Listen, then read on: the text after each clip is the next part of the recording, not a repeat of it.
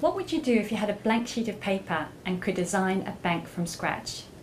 Well, that's exactly what Rachel Curtis-Bowen has done at Cambridge and Counties Bank, and she's been talking with us at the Customer Management Forum today at Cranfield.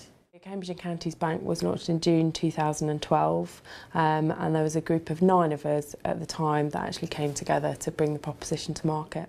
The reason for launching Cambridge and Counties Bank was really there was a problem in the economy around SME lending and businesses trying to get finance, and actually we launched the bank to solve that problem really in a small way when we started out. The opportunity it gave us starting from scratch is that we did have the blank sheet of paper, and what you'd got is a group of people that all worked for the big banks. That's where we all came from, and we all sort of sat down and was kind of like, okay, well, if you're designing this from scratch, how would you actually do it? The way we went about that really was going out and talking to customers and actually said, okay, what do you want from a bank? How would you like it to be?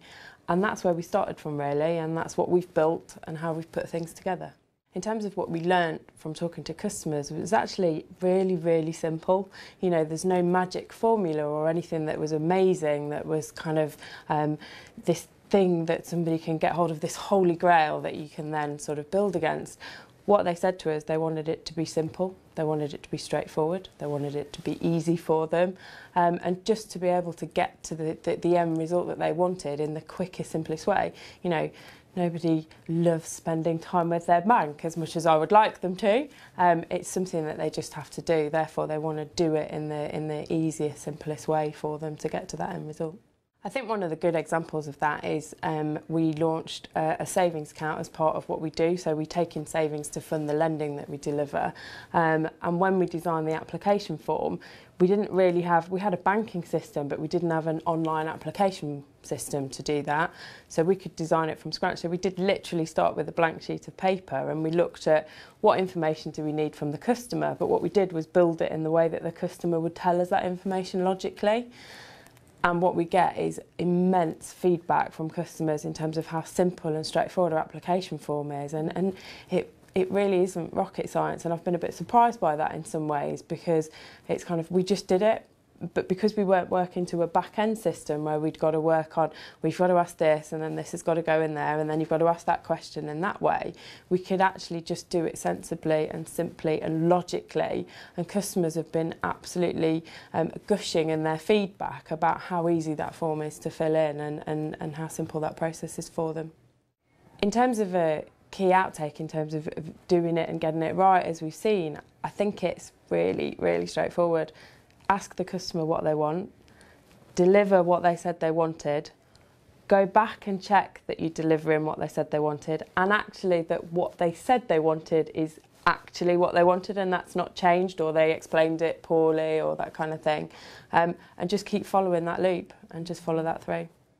I think the challenge for us is now we've sort of grown very quickly, and we're already starting to see elements where it's a case of, right, okay, we're reaching a certain size and there's challenges around staying true to what we did. So we're going through a process of the minute of talking to our customers again. So we've gone back to them 2 years later and sort of said what's going well, what's not going so well, and then feeding that back into every element of what we do. So our leadership team, our governance, our structure, our processes.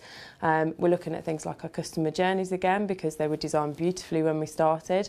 We've now got lots more staff that are involved in those journeys, and some of them have been sort of adding their own value to certain elements.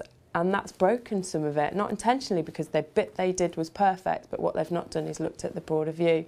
So we're going back and reviewing some of that.